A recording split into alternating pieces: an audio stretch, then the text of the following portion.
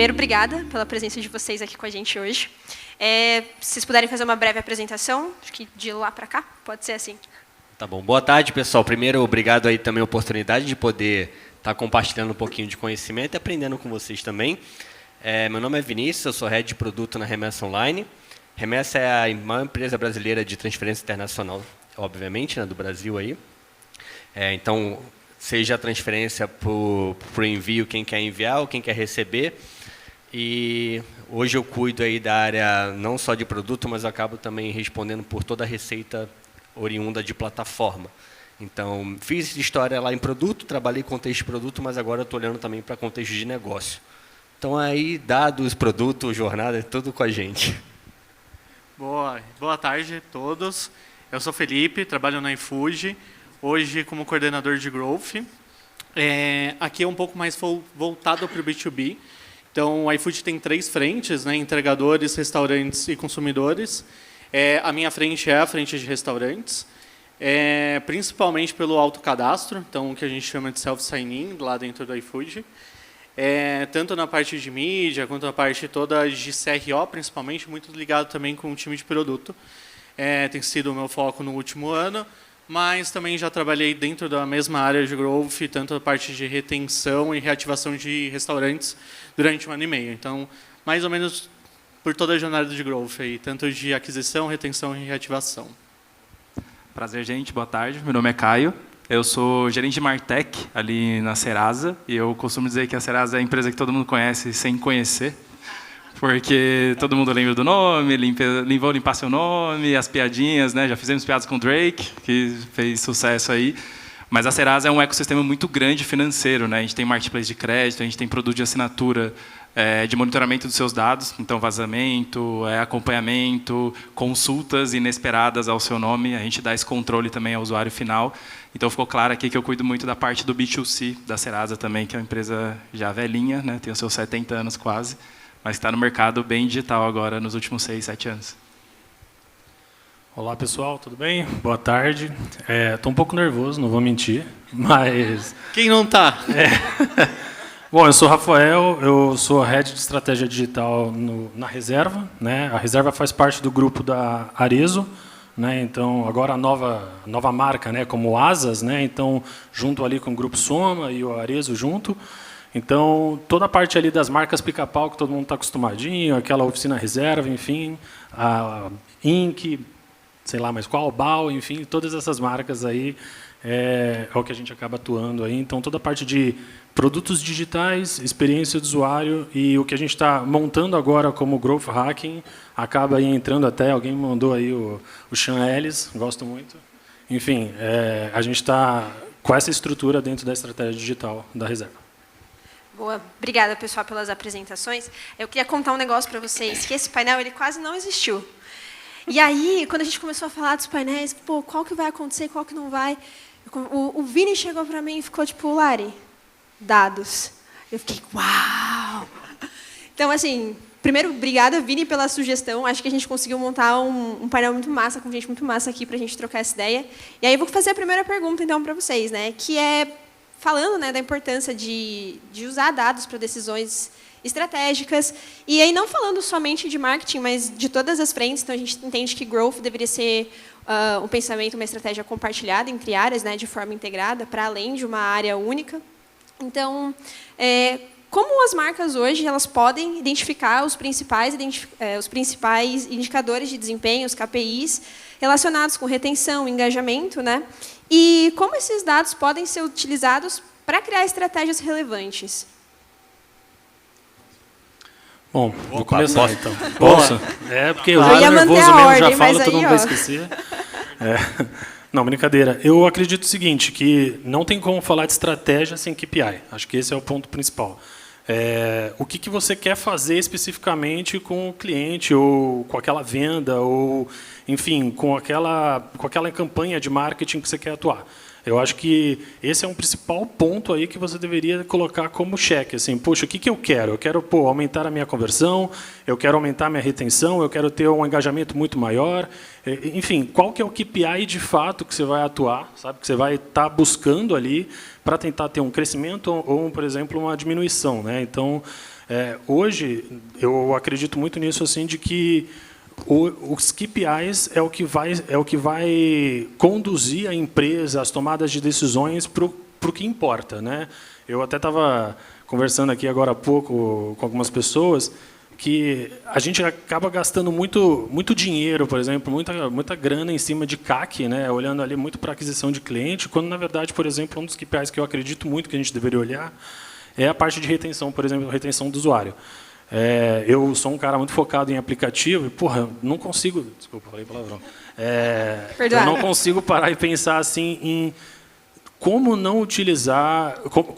Como a gente não consegue utilizar as retenções dos usuários, né? Tipo, no aplicativo, olhar para o engajamento muito maior, porque, no final das contas, são eles que vão fazer ali o nosso... Vai pagar a nossa conta para aí sim o CAC, não sei se todo mundo concorda, aí sim o CAC fazer a gente conseguir escalar, né? Então, como a gente pega os nossos clientes que a gente já reteve, já teve uma grana ali gastada em cima deles, sabe? Eles já são, às vezes, promotores, ou às vezes até neutros da sua marca, né? E como é que a gente fala, porra, desses aqui eu já sei que eu vou conseguir tirar alguma coisa, né? Aí, a partir, sim, do CAC que a gente conseguiria, talvez, ali dar uma alavancada, enfim. Eu acho que é isso. Bom, do lado da Serasa é um fato bem curioso, assim, porque a gente vive exatamente esse desafio atualmente.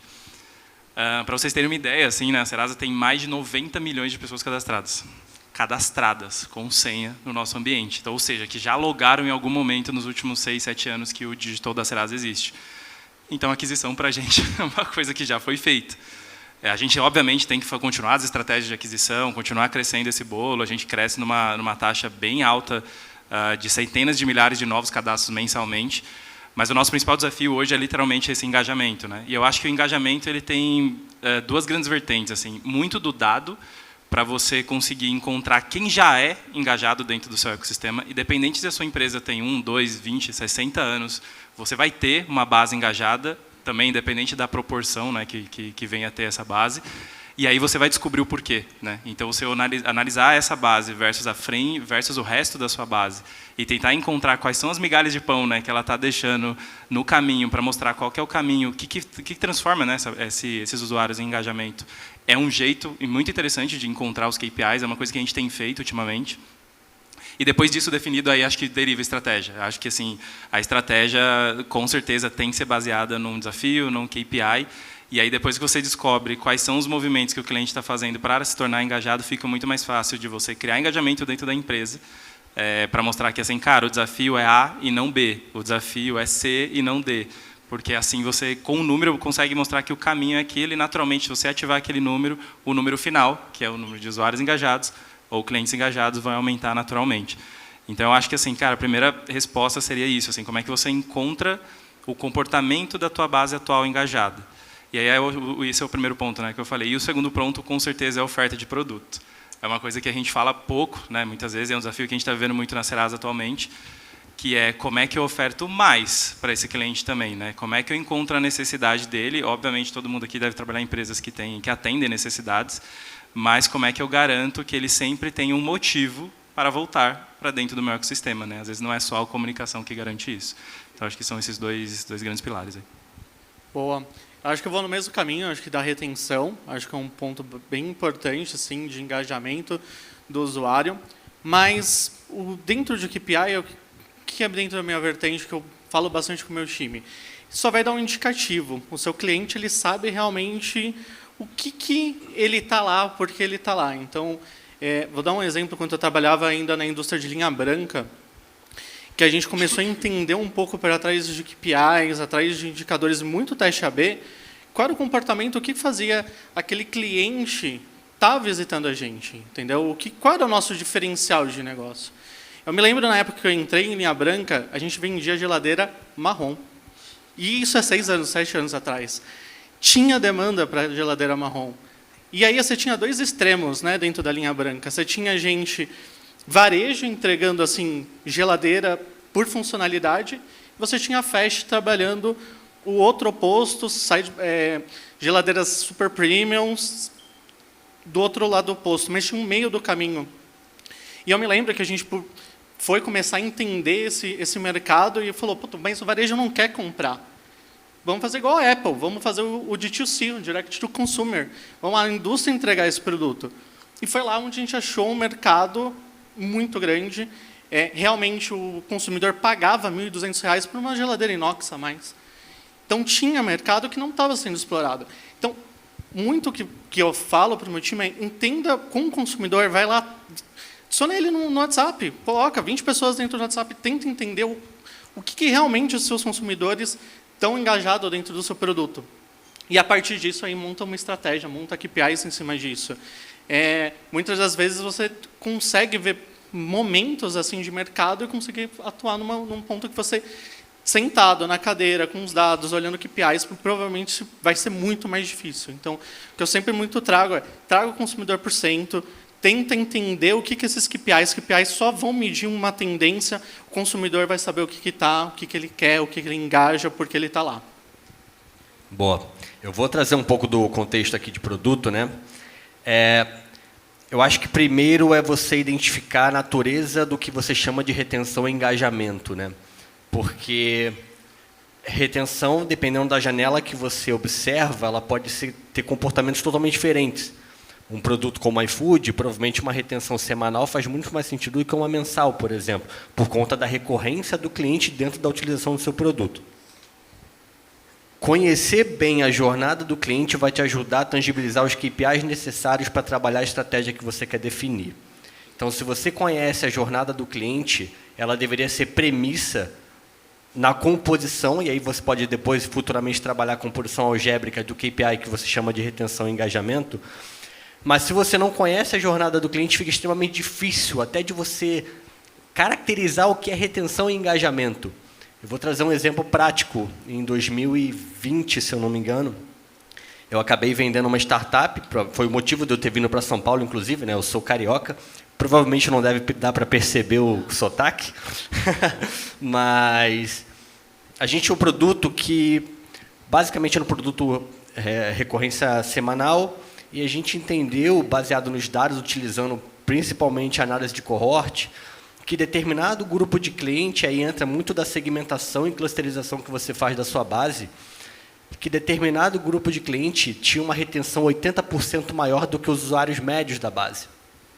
E aí você vai entendendo, através de análise comportamental, tangibilizando principalmente os dados que são gerados a partir disso, e você entende o motivo, o gatilho, baseado na distribuição de frequência de eventos daquela base em si, e você começa a entender por que aquela base é mais, aí abre aspas, engajada.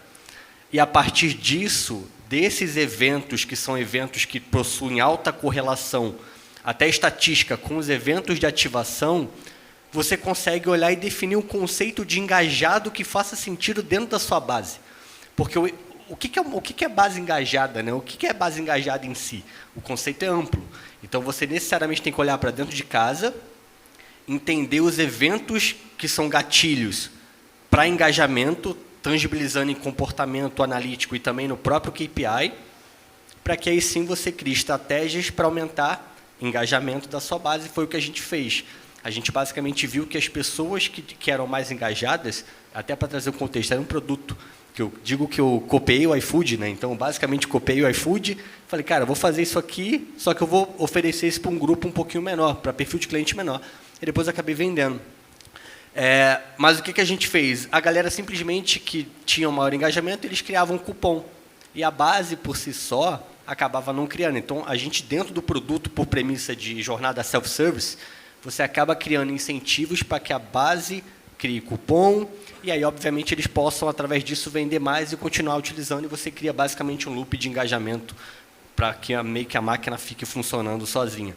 Então, acho que conhecer bem a jornada do cliente, entender como que você tangibiliza a jornada em KPI, seja de retenção e engajamento, faz muito mais sentido para você entrar na criação da sua estratégia em si. Senão fica muito by the book, né?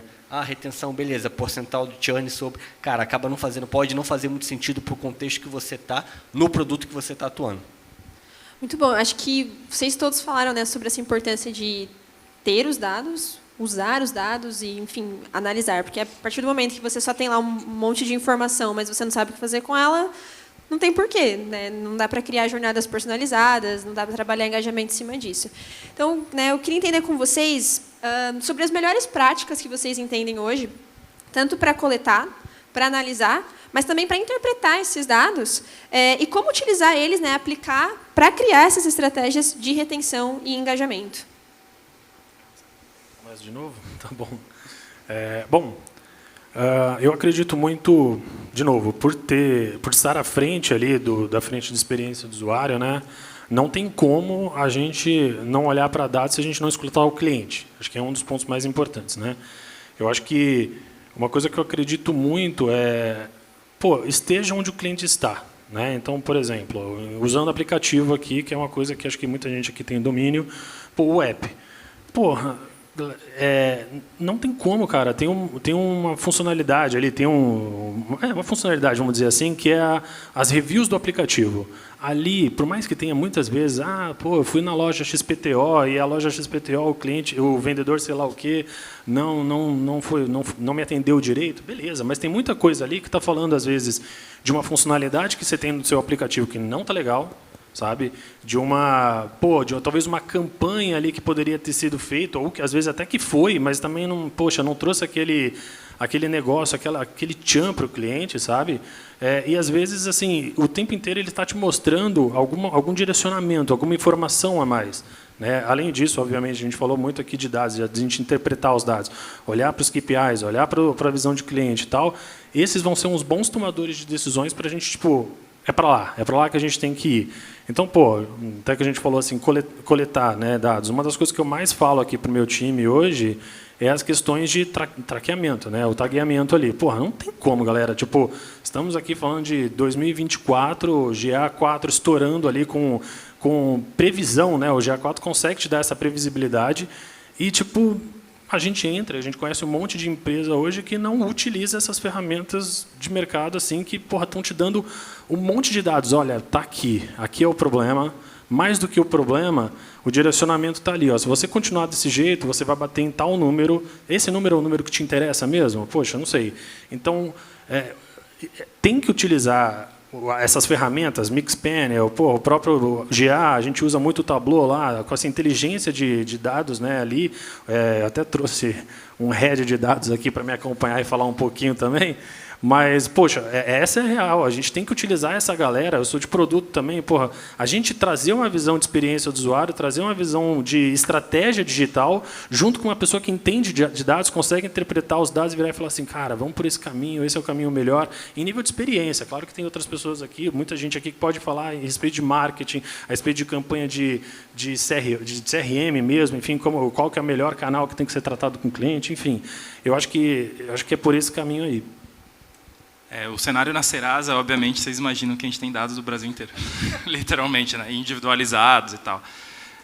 Exato, a gente tem muito dado, né? A galera de marketing do B2B gosta de usar que a gente é a primeira data tech do mundo. Né? Mas, assim, o que mudou muito o jogo para a gente, se fosse resumir em uma palavra, seria corresponsabilização. O que eu quero dizer com isso? Quando a gente fala de coleta de informações, a gente, obviamente, tem muito dado. Né? A gente é uma empresa que vive disso. Só que a gente tem um apetite ainda maior para coletar ainda mais dados. Então, qualquer passo que você faça em qualquer ambiente digital da Serasa, a gente está mapeando o máximo de dados possíveis, porque pode ser que a gente use. É sempre a perspectiva que a gente tem. E como é que a gente consegue garantir isso? Corresponsabilidade. O que a gente faz lá dentro da Serasa? Né? A gente responsabiliza quem faz aquela tela ou aquela feature como responsável para garantir a informação. Então, não é uma área de dados que é responsável por aquilo, porque quem não gerou a informação é quem não criou aquela informação naquela feature, por exemplo. E isso, fez a gente alavancar muito. Basicamente, não existe área em nenhum espaço digital da Serasa, principalmente no B2C, que não tenha um tracking de alguma coisa. E o tracking no nível, desde o back-end ao nível front-end, GA e campanhas mais de marketing. E a corresponsabilização também vai quando a gente fala de análise e delivery dessa informação. Né? Como é que a gente ativa essas informações? A responsabilização do uso das informações são das pontas dos negócios também. Então, ou seja, no final das contas, o nosso desenho não tem uma estrutura de BI. Então, lá na Serasa, por incrível que pareça, né, a gente é uma empresa de dados, a gente não tem uma estrutura de BI. A única unidade cross de dados nossa é uma estrutura de dados de data governance. Ou seja, o papel deles é garantir que o ecossistema de dados funcione. mas o uso do dado é daquela área. Então, se aquela área não evolui na sua maturidade de uso de dados, se não faz testes AB, ativações de dados de forma autônoma, ela é questionada por isso. E ela mesma é questionada por isso. Um fato interessante, por exemplo, é que a gente, aqui em marketing, né, dentro do B2C da Serasa, a gente tem engenharia de dados. Eu faço gestão de pessoas de engenharia. E também faço gestão de pessoas de marketing. E também faço gestão de pessoas de CRM. Então, todas as especialidades estão onde elas devem estar. Esse é o desenho que a gente fez. E isso mudou muito o jogo para a gente em relação ao como a gente consegue ganhar velocidade, tempestividade e até profundidade do uso dos dados em cada um dos casos de uso que a gente tem na empresa. Então, a gente, por exemplo, no marketing, o time de ciência, de modelagem, está alocado, na verdade, sim, é do marketing e trabalha para aquela especialidade. Então, o cara está pensando em modelo de marketing, modelo de atribuição, não é um engenheiro, um data science que está pensando flat para a empresa inteira, e é o fato dele pensar flat, obviamente, ele vai construir soluções flats. Então, a gente acredita muito nesse modelo de negócio, e para a gente alavancou muito, principalmente nos últimos 2, 3 anos. Boa. Eu acho que eu ia falar a mesma coisa. Acho que dentro do iFood, o que eu falo aqui? Porra, quando eu entrei foi do caralho, desculpa o palavrão, mas foi justamente a disponibilidade de dados, obviamente. A gente tem um compromisso muito grande com dados. Todos os dados sensíveis são totalmente criptografados, nenhum dos usuários tem acesso, mas a partir do momento que passa para o que a gente chama de a área Gold, né, que os dados já estão criptografados, ele tem uma disponibilidade dos dados para todos os usuários. Então, hoje, metade do meu time, ele é um time focado um pouco de BI, mas eles são analistas de negócios. Então, o dado está disponível para realmente o analista de negócio que vai estar lá, que tem sua experiência de marketing, que tem sua experiência, muitas vezes, em produto, que vai entender a jornada do consumidor, vai, obviamente, muitas vezes precisar de uma ajuda de dados, e aí a gente tem uma área parceira de data para quando a gente precisa alocar algum modelo, vou colocar um modelo no ar, como faz. Então, existe uma plataforma assim, de data, mas esse data mais auxilia dentro do time e tem a disponibilidade total dos dados.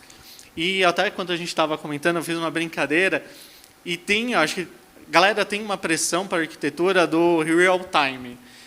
Porra, gente, tem modelo que às vezes demora 2 dias para rodar, vai lá na AWS, vai processa. A gente tem informações em D2, D1, e realmente tem informações que a gente tem em real time. Tem algumas APIs lá que realmente, quando cai o sistema, essas elas são monitoradas a cada 15 segundos, a gente tem um disparo, tem alarme caso dê algum erro, pare de funcionar essa API, a gente recebe alertas, obviamente. Então, separe os dados que realmente precisam ser real time, separe os dados que realmente você vai ter um processamento, você vai ter que tirar insiders, vai ter que trabalhar muito dado, vai ter que usar AI muito em cima disso para conseguir coletar. Mas o que vem diferenciando a gente é realmente entender o dado daquela área, então daquele processo, aquela jornada como um todo. E a gente pega erro, é óbvio. Acho que o produto está toda semana tentando entregar algo novo e a gente sempre está analisando por que essa vertente está caindo. Entendemos, o consumidor está travando aqui, jornada deu errado, volta com o produto. Então tem essa sinergia entre a área. Tipo, o dado não é de produto, o dado não é de marketing, ele é integrado e a gente acaba consolidando isso em reuniões, em pautas e por aí vai. Quando a gente fala de boa prática, eu gosto de separar em 3 momentos diferentes, né? O primeiro é o que a gente chama de coleta de dados, que é basicamente onde você vai coletar esses dados e como você vai coletar. Aí o segundo momento entra para a análise dos dados em si e depois a interpretação desses dados. Então, como boa prática na coleta de dados, eu vejo que a utilização de ferramentas de Product Analytics, por exemplo, como a MoEngage, ela já ajuda 95% do seu problema. Por quê? Ela vai conseguir, baseada no comportamento do cliente, traquear aquilo que você pedir. E aí entra toda uma questão de taxonomia de eventos, como você define nome para aqueles eventos em si, para que faça sentido no consumo de algum outro colaborador que queira criar uma visão de funil, alguma coisa, e esse evento seja claro mediante a jornada. Então, e tem uma coisa também que é legal, mas a gente tem que ter boas práticas também, não só na coleta de dados quantitativos, mas também nos dados qualitativos, seja através de pesquisa com cliente e tudo mais. Então, você conseguir ter algo mais direcionado no quali para conectar com o dado quant, acaba fazendo com que a análise, né, no evento posterior fique muito mais fácil. Então, acho que a utilização de ferramentas de Product Analytics, eu particularmente eu sou fã, então eu acho que ajuda muito o trabalho, principalmente do time ali, seja de dados, produto e as demais áreas. Quando a gente olha para a parte de análise de dados em si, entra a questão, seja de limpeza de dados, né? Como que você garante que os dados ali fiquem de uma certa forma padronizados para que facilite a análise. E algo que é muito importante, mas às vezes a gente acaba não se atentando, principalmente gestores, como que você evita cair no que a gente chama, eu particularmente eu sou graduando em filosofia, né? Então eu tenho muito essa questão de pensamento crítico, eu gosto de exercitar um pouco disso. Então, como que você evita cair no que a gente chama de armadilhas do pensamento, seja os viéses cognitivos, né? É muito fácil você se enviesar e enviesar principalmente o dado para responder o que você quer ou aquilo que você acredita. Então, você garantir que no momento da análise você evite ao máximo estar enviesado, resolve e ajuda muito, porque vai evitar com que você tome decisões erradas. Principalmente quando a gente fala de produto, é comum você ver pessoas que tomam decisões baseadas em determinadas características, porém as premissas e pressupostos são falsos, não se comprovam. E aí você acaba tendo resultados ruins, mas porque as premissas estão ruins. E quando você vai entender os motivos, você vê que as pessoas acabam enviesando, e aí a sua análise fica toda enviesada. Então, acho que evitar os vieses cognitivos, de fato, é difícil, ainda mais quando você tem apego à coisa, e aí você olha o KPI e fala, cara, não é possível, eu achava que isso aqui era... Não, aí você enviesa a coleta, você vai coletar em outro lugar para confirmar aquilo que você acredita, e aí vira um grande problema. E aí entra na interpretação, né? Como que você garante que você está olhando um dado e que esse dado seja coerente com aquilo que você está necessitando em determinado momento. E, a partir daí, eu conecto com o que você falou sobre estratégia.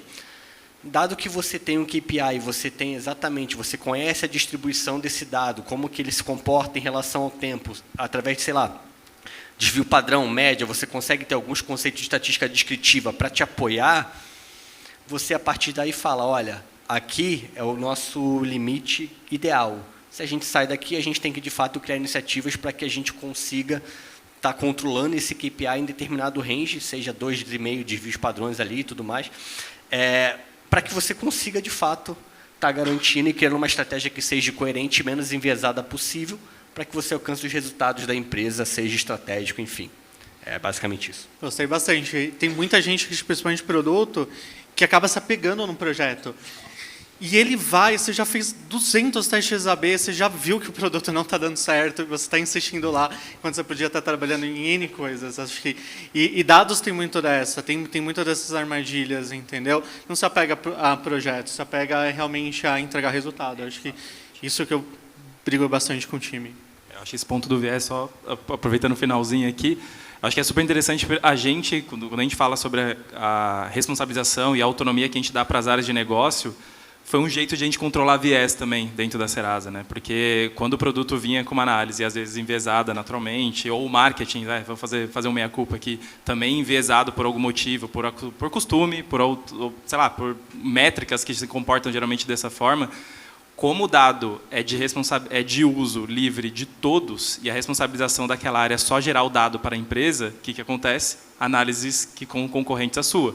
Então, geralmente, a nossa área de CRM, por exemplo, vai fazer uma análise e mostra o resultado de uma campanha, o produto vai validar o resultado. Que ele fala assim, cara, mas eu não estou sentindo esse benefício todo na receita que você está trazendo aqui. E aí ele vai e, com o meu próprio dado de CRM, ele contrapõe a minha própria análise. Exato. Muitas vezes ele confirma o viés, muitas vezes não. E isso gera uma discussão muito rica. Então, essa autonomia do uso da informação que você gera para outras pessoas da empresa ajuda muito no viés, também no controle de viés. Desculpa, acho que em todo caso que vocês estão falando bastante essa questão da segmentação, né? Então, tipo, tratar os dados, entender eles, segmentar da melhor forma para poder fazer os melhores usos possíveis. Então, até para a gente encerrar, fazer a última pergunta, que é como que vocês estão hoje utilizando, eu vou usar a palavra como, porque eu quero exemplos mesmo, tá, galera? Usando a segmentação e personalização para justamente criar uma melhor experiência para o cliente no final do dia, sabe? Então, quero escutar bastante de vocês. Vamos lá. Bom, primeiro que é o seguinte, vou usar, por exemplo, muito um exemplo que eu gosto muito do aplicativo, né? Pô, Hoje, um usuário que baixa o aplicativo, ele vai ter, no caso da reserva especificamente, ele vai ter uma experiência meio que igual para todo mundo, né? Então, até ele fazer um cadastro, ele fazer uma compra, até a gente ter um pouquinho mais dos dados dele ali, a nível de, que nem o Vini comentou sobre jornada, né? Fazer o traqueamento da jornada do cara, a gente conseguir saber minimamente quem ele é, até aquele momento a gente está falando de um único aplicativo. A partir da segunda vez que ele entra no aplicativo, o aplicativo dele muda, né? A visão dele começa a ser diferente, a gente começa a falar sobre personalização.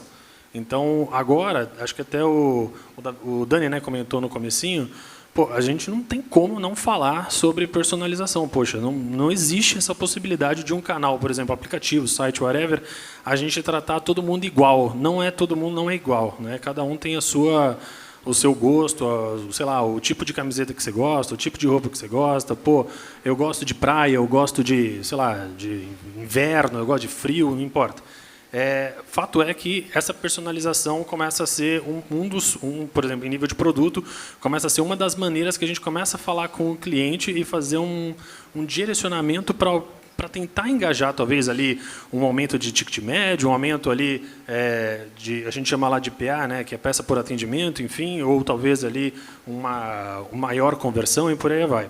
Outra coisa que a gente faz bastante lá é as segmentações, por exemplo, de disparo de push, né? Então, a gente consegue, acho que muita gente aqui também, disparar push por gênero, disparar push, por exemplo, por idade, né? Agora a gente está trabalhando bastante também por geolocalização, né? Porque não é mais, eu estou aqui em São Paulo, na região sul. Não, eu estou no Itaim Bibi, na rua, sei lá qual é o nome dessa rua, Gomes de Carvalho, enfim. E aí, eu consegui mostrar para ele, aqui do lado da rua onde você está, existe uma loja da reserva, por exemplo, né? E quando você entra na loja, é uma coisa que a gente está trabalhando bastante agora, tanto para o app do cliente, quanto para o app do vendedor, a gente dispara, o Rafael entrou na loja. Ou, no caso do vendedor, né? Ou no caso do cliente, a gente fala, poxa, sabe aquela roupa que você deixou na sua sacola, ou aquele produto que ficou, por exemplo, na sua wishlist? Aqui a gente tem, aqui está com um desconto bacana, está aqui um cupom, inclusive, RSV 2099, para quem quiser aí. E, a gente consegue fazer ali uma venda muito mais direcionada, muito mais focada. Então, quando, por exemplo, o vendedor fala com o Rafael, que está entrando na loja, não é tipo, oi, prazer, né? Já é um pouco mais, oi, tudo bem, eu vi aqui, você é o Rafael, poxa, que legal. Ainda está no nível de teste, né? Porque eu posso entrar junto com o Vini, por exemplo. Então, quem que é o Rafael e quem que é o Vini?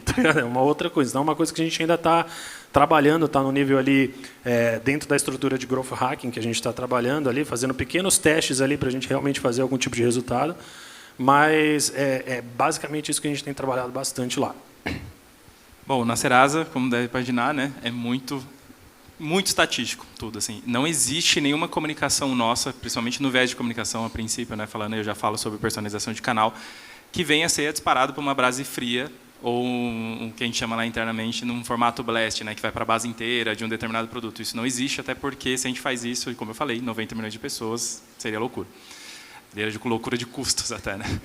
Então, a gente trabalha, assim, todas as nossas comunicações são segmentadas, só que a gente separa em dois tipos de segmentações de forma muito clara. Segmentações que são baseadas em eventos, que lá dentro de casa a gente gosta de chamar de gatilho. Então, são os dados near real time. Então, se a pessoa abandonou um carrinho, tem alguma mudança, por exemplo, no score de crédito dela que pode potencializar uma aquisição de crédito, a gente faz near real time. E elas varam todas as nossas comunicações, né? Elas passam na frente de tudo como prioridade. E a gente tem muito bem definido isso, semelhante ao que eu falei na primeira pergunta, muito baseado em quais são os eventos que geram mais conversões, né? Mais perto das pessoas de segmentações de engajamento e tal. E as segmentações propriamente ditas, né? E aí as segmentações nossas são basicamente quase todas movidas a modelos, ou pelo menos em análises empíricas. Então a gente tem basicamente todas as comunicações são com base em algum modelo de propensão ou alguma análise empírica, quando é teste, para aquela oferta, para aquela demanda comercial, principalmente em comunicações. E a gente faz uso de nenhuma ferramenta interna para isso, salvo o nosso Lake, né? Então, toda a nossa estrutura de segmentação hoje é com base em engenharia, ou seja, são engenheiros de software, né, de dados mesmo, escrevendo códigos, algoritmos e assim vai. Parece bonito, mas a gente não gosta, porque cada segmento a mais é mais engenheiro, né? Então, é como se eu tivesse que construir mais casa, mais pedreiro, mais casa, mais pedreiro. Não faz muito sentido. Preciso de eficiência nesse sentido. E a gente está migrando para um cenário de uso de CDP para fazer essa orquestração todas as segmentações. Quando a gente fala de personalização de canal, aí a gente é mais caseiro, né? A gente usa menos ferramentas comerciais de comunicação, a gente usa muita solução interna nossa. Então, se você entra na home da app da Serasa, se você tem uma dívida, é diferente de quem tem uma oferta de crédito, é diferente de quem tem, sei lá, propensão ao uso da nossa carteira digital, o nosso segmento premium e tal. Ela já tem essa personalização, e muito também enviesada por modelo estatístico, e talvez seja o modelo mais fancy que a gente tem hoje, que a gente consegue vender para o mercado, porque tudo isso é baseado em inteligência artificial. Então, esse modelo de orquestração da nossa home é baseado empiricamente em modelos que consideram inteligência artificial. A gente também está ponderando esse uso da CDP para fazer a orquestração das nossas customizações de canal, mas com base em muito teste, tá? Porque também trocando um pouco de figurinha aqui, que acho que o evento faz parte disso, nem todos os testes que a gente faz com IA funciona, tá? Nas nossas comunicações, dando uma porcentagem aqui, que cara técnico gosta de passar porcentagem, né? Em mais ou menos uns 25% dos casos, só das nossas comunicações de CRM, a inteligência artificial ganhou do humano, em todos os testes que a gente fez. E a gente fez teste com solução terceira e solução interna nossa. Então, a gente está ainda provocando e evoluindo, mas também sentindo que não necessariamente é o caminho padrão, né? Tem um caminho muito importante de evolução dessa especialidade ainda nos próximos anos. Boa. Aqui dentro de segmentação, eu acho que ainda tem um caminhão que a gente quer trabalhar. A gente tem um cenário dentro de restaurantes muito distintos. Então, você tem um empresário que está abrindo um restaurante, por algum motivo, decidiu largar a linha de ser e vai empreender, mas você tem também a dona de casa, que está lá, que às vezes, por muitos motivos, sofreu algum tipo de assédio, por aí vai, está tentando uma forma de renda extra, de uma renda, tem gente tentando renda extra. E a gente tem que tentar segmentar não tem tanta informação, obviamente, quanto a gente vai agregando e quanto a gente fala de análise de retenção. Nossos modelos são bem ricos, a gente aí começa a ter muita informação de interação, o que ele age dentro do produto, onde ele converte. Então, a gente tem muita coisa ainda para retenção, já desenvolvido de retenção com o modelo de AI, que também muitas das vezes não funciona, e a gente testa até algum dar certo. Muito machine learning dessa modelagem, mas para aquisição a gente vem trabalhando assim nos últimos tempos para tentar segregar esses públicos, de realmente entender do grupo de restaurante previamente, na entrada dele, porque aí eu faço uma jornada diferente. Então, tem restaurantes que já vão entrar com o cardápio pronto, já sabem qual é o modelo de negócio, tem muito bem todos os indicadores financeiros que ele vai medir. E tem um outro que eu vou ter que dar muitas ferramentas e explicar para ele. Só que se eu tento jogar uma jornada explicativa para todo mundo, o cara desiste no meio do caminho. Eu tenho uma jornada de 20 etapas, não é fácil, eu tenho que fazer muitas verificações para não ter fraude. Não tem um restaurante que depois vocês vão entrar, vão fazer o pedido, estão com fome e vai acabar não chegando o seu produto. Então, a gente tem que ter muito critérios, então tem muita etapa, só que ao mesmo tempo eu preciso aqui novos clientes, não tem como. Então, como segregar esses parceiros tem sido um desafio. Não vou mentir aqui que a gente tem N modelos super desenvolvidos, a gente vem desenvolvendo muito com a ajuda de AI e data, e a gente tem bastante de segmentação de retenção. Mas esse é mais ou menos o caminho que a gente está nesse momento. Bem, acho que para fechar, né, segmentação ela antecede personalização.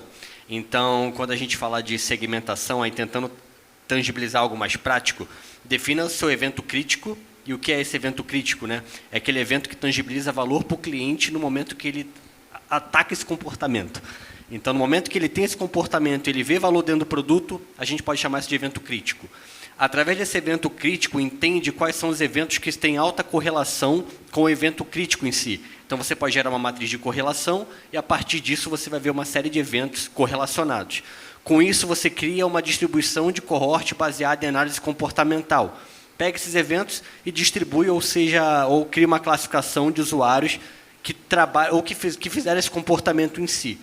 A partir disso, você segmentou, baseado em comportamento, você entende quais são os gatilhos de jornada que fazem o cliente ter determinado comportamento e, a partir disso, você personaliza mediante aquilo que ele está fazendo dentro da jornada.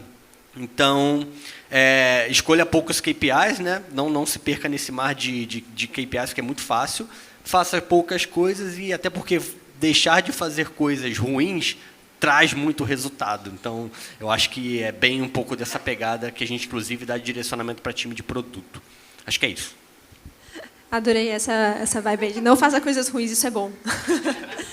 Gente, a gente já estourou nosso tempo, então eu quero dizer super obrigado para vocês pela participação. Sei que ficou um pouquinho de um gostinho de quero mais, então os nossos convidados vão estar aí no nosso happy hour, no coffee que vai rolar daqui a pouco. Sintam-se à vontade para falar com eles, eu não falei isso com eles ainda, mas, por favor, podem procurar, tá? E muito obrigada. Obrigado pelo convite. Obrigado, gente. Valeu, pessoal. Valeu, gente.